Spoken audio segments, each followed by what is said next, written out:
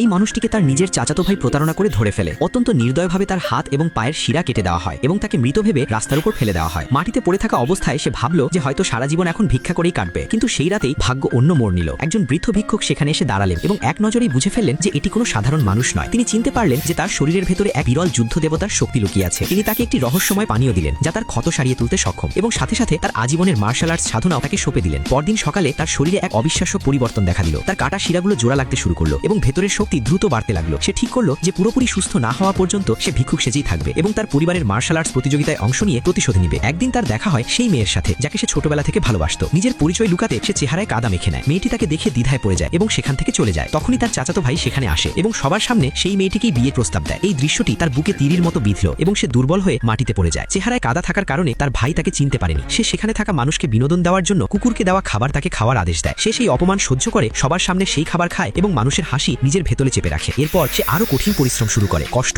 ঘাম এবং রক্তপাতের মধ্য দিয়ে সে নিজেকে পুরোপুরি বদলে ফেলে। অবশেষে প্রতিযোগিতার দিন চলে এলো। এখন সে পুরোপুরি সুস্থ এবং তার শক্তি যে কাউকে পরাজিত করতে সক্ষম। সে প্রতিযোগিতার স্থানে পৌঁছালো। তার চাচাতো ভাই তখনও তাকে একজন অসহায় ভিক্ষুক মনে করে সবার সামনে বিদ্রুপ করছিল, কিন্তু সে চুপ থাকাই বেছে নিল। প্রতিযোগিতা শুরু হলো এবং বিজয়ীর জন্য পুরস্কার ছিল পরিবারের উত্তরাধিকার। চাচাতো ভাই মঞ্চে এসে দাঁড়ালো। একজন যুবক এগিয়ে এলো এবং কয়েক মুহূর্তের মধ্যেই হেরে গেল। এরপর আর কেউ সাহস দেখালো না। ঠিক তখনই সেই লোকটি উঠে দাঁড়ালো। সবাই হতভাগ হয়ে গেল। সে বছরের পর বছর চেপে রাখা সব কষ্ট, অপমান এবং রাগ যুদ্ধের প্রতিটি